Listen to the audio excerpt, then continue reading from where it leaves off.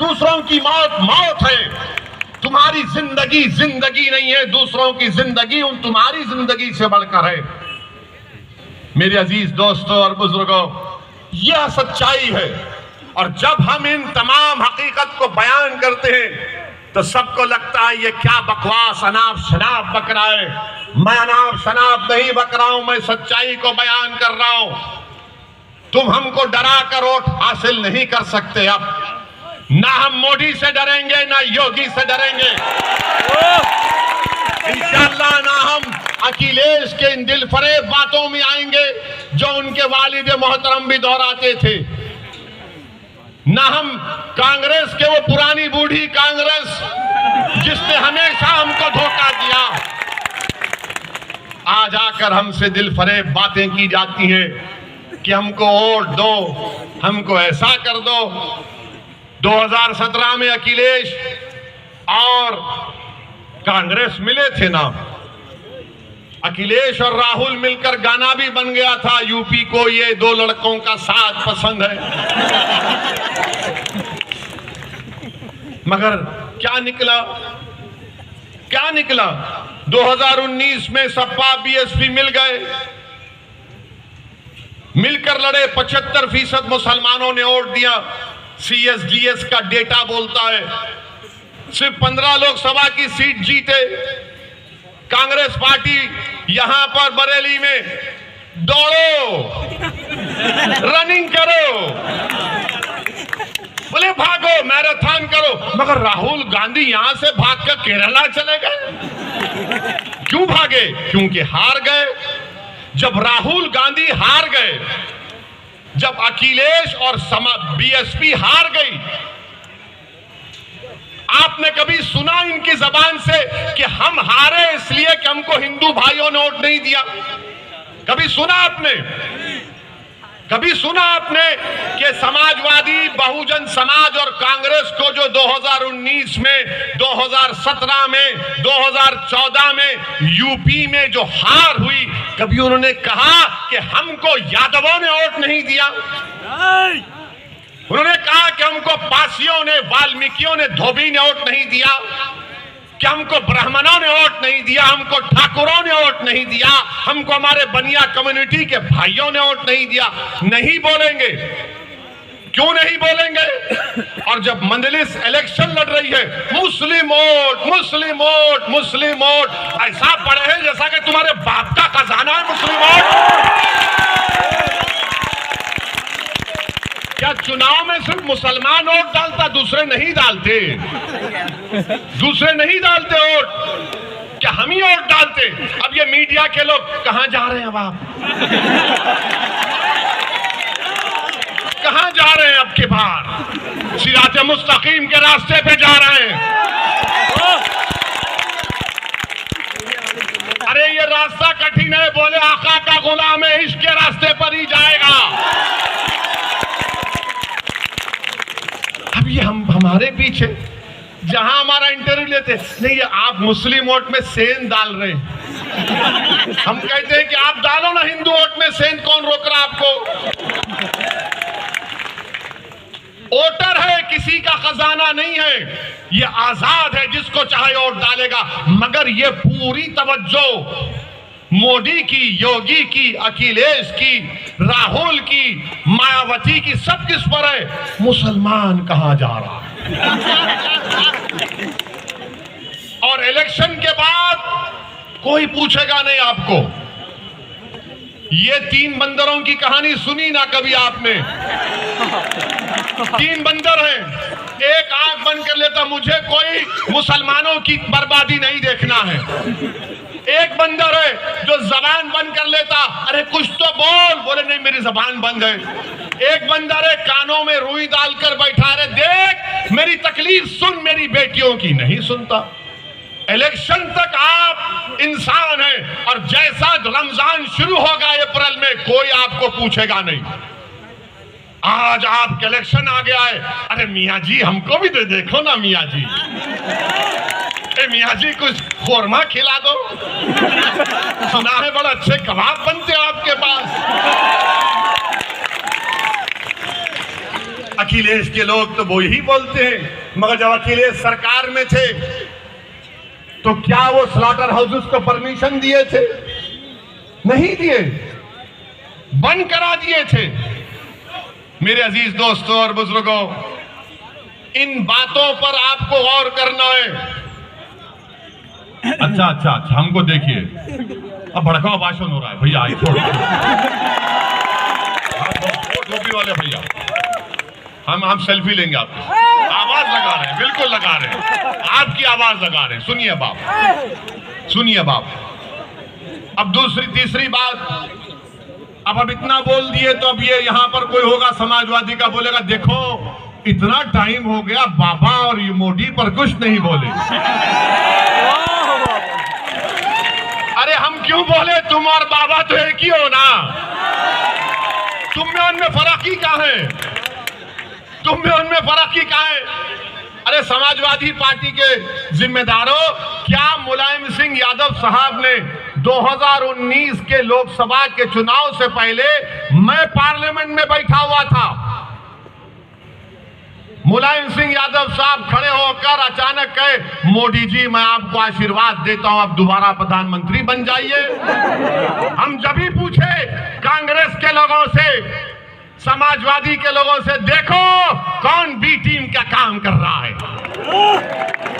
मुलायम सिंह बोलते हैं तो बोले नहीं बड़े बुजुर्ग है। अरे मेरे बुजुर्ग नहीं है मुलायम सिंह, उम्र में बड़े होंगे, मेरे बुजुर्ग नहीं है। तुम्हारे हो सकते तो तुम मानो, मैं नहीं मानता इनको, मैं किसी को नहीं मानता सिवाय अल्लाह के। मेरे अजीज दोस्तों और बुजुर्गों, मुलायम सिंह बोल दिए, कोई कुछ नहीं बोलेगा। आपके घर में शादी है, मोदी जी आते हैं तो ऐसा खुश होते हैं कि जैसा वाकई में वो दूल्हा आ गया। तस्वीर है, और इनको फिक्र है ओवैसी की, ओवैसी की। अरे मुझ पर इल्जाम लगाने वालों, याद रखो मैं कोई नेक आदमी नहीं हूं, मैं खुला कह रहा हूं, मैं गुनाहगार हूं, मैं खताकार हूं, मैं सियाकार हूं, और मुझ में क्या क्या कमजोरियां हैं वो मेरा रब जानता है। मगर असदुद्दीन ओवैसी को जब मैं 3 अहादीस बार बार पढ़ता हूं अल्लाह के रसूल सल्लल्लाहु अलैहि वसल्लम की, तो मुझे एक उम्मीद नजर आती है।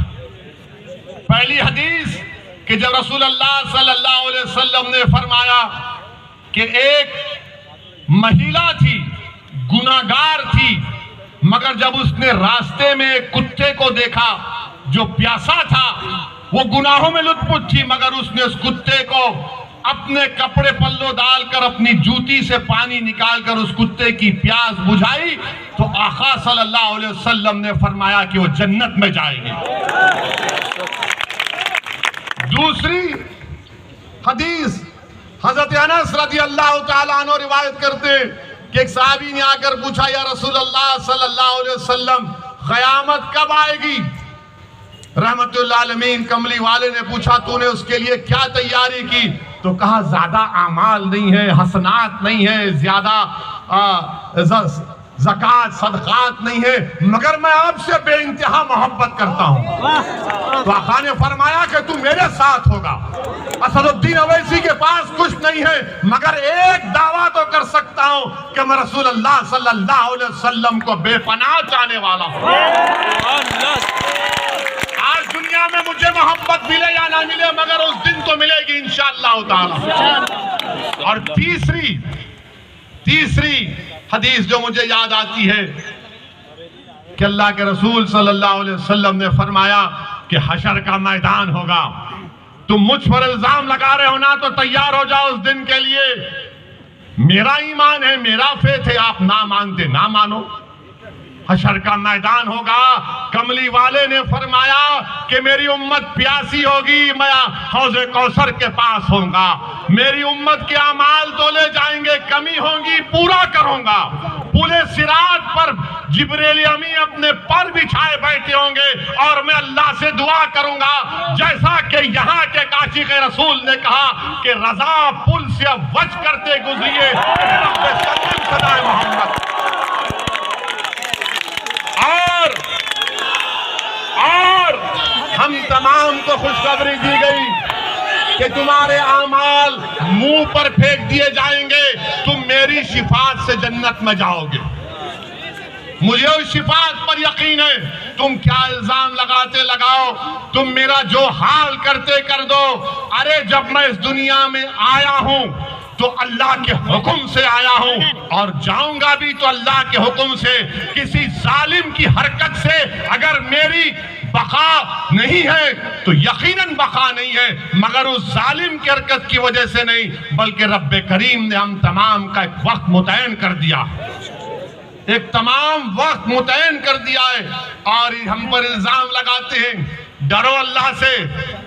सिर्फ इतना ही कहना चाहूंगा तुमसे, तुम्हारे कोई इल्जामात की मुझे फिक्र नहीं है, मगर जिस तरह से ये बकवास कर रहे हैं इससे अंदाजा हो रहा है कि इनके पेट में दर्द नहीं, बल्कि इनको अब लग रहा है कि बाबा कुर्सी तो हमसे छीन ली जाएगी। इनको नजर लग रहा है कि अब बहुत दूर इनको गुमनामी के वादियों में इंशाअल्लाह ये चले जाएंगे। और यहां पर क्या किया योगी आदित्यनाथ की सरकार ने? बरेली में अमित शाह आए थे, गनीमत यहां पर निजाम की बात नहीं की, वरना हम राज की बात कर देते उनके सामने। क्या यहां पर आप लोगों का ये मुतालबा नहीं है कि एक बना बरेली का जो डिग्री कॉलेज है, पूरी बरेली की जनता इस बात का डिमांड और मुतालबा कर रही है कि यहां पर सुभाषगंज में एक बच्चों के लिए अलहदा डिग्री कॉलेज बनाया जाए, बच्चों के लिए एक अलहदा डिग्री कॉलेज बनाया जाए। मगर अमित शाह, योगी और मोदी को डिग्री कॉलेज की फिक्र नहीं है, इनको सिर्फ हिंदुत्व की फिक्र है। यहां पर रबर फैक्ट्री, अब चुनाव आ गया तो सब दौड़ रहे, रबर फैक्ट्री खोल दी जाएगी, सरकार ले लेगी। यहां पर एम्स को खोलने की बात मुतालबा कब से किया जा रहा है, इसका कोई जिक्र नहीं होता। यहां पर उत्तर प्रदेश में आप कितने लोग पेट्रोल डीजल की गाड़ी या मोटरसाइकिल चलाते हैं? आप लोग बहुत खुश हैं ना पेट्रोल डीजल की कीमतों से? हाँ हाँ, चेहरे बता रहे हैं। मीडिया वाले तो नहीं बोलेंगे, बेचारों की नौकरी है। पहले इनके पास एक कैमरामैन होता था तो इनके मालिकों ने कहा कि मोदी जी ने कैमरा की कीमत बढ़ा दी, महंगाई बहुत बढ़ गई, अब तुम रिपोर्टर भी और कैमरामैन भी, दोनों 2 in 1 करो काम। देखिए मुस्कुरा रहे हमारी बात पर। मुस्कुराना तुम्हारा इकरार है, हम जानते हैं। पेट्रोल डीजल आसमानों को छू रहा है, सरसों के तेल की कीमत आसमानों को छू रही है। बाबा और मोदी की सरकार ने साबुन से लेके बनियन तक सब कीमतें बढ़ा दी हैं और उत्तर प्रदेश की जनता से कह रहे विकास के नाम पे वोट दो। काशी को हमने डेवलप कर दिया, उसके नाम पर वोट दो। आज उत्तर प्रदेश में मैं बीजेपी से पूछना चाह रहा हूं, योगी आदित्यनाथ आप झूठ बोलते हैं, आप झूठ बोलते हैं, मोदी झूठ बोलते हैं, अमित शाह झूठ बोलते हैं और ऐसी सफाई से झूठ बोलते हैं कि सामने वाला झूठ की तहकीक करेगा, सच की तहकीक करेगा और झूठ को सच मान लेगा। क्या 5 साल पहले योगी और मोदी ने नहीं कहा था कि उत्तर प्रदेश में 70 लाख नौकरियां दी जाएंगी? कहा था ना। अच्छा, आप यहाँ नौजवान बहुत है माशाल्लाह से, कितनों को नौकरी की जरूरत है? मीडिया वालों की नौकरी अभी है। कितनों को नौकरी चाहिए?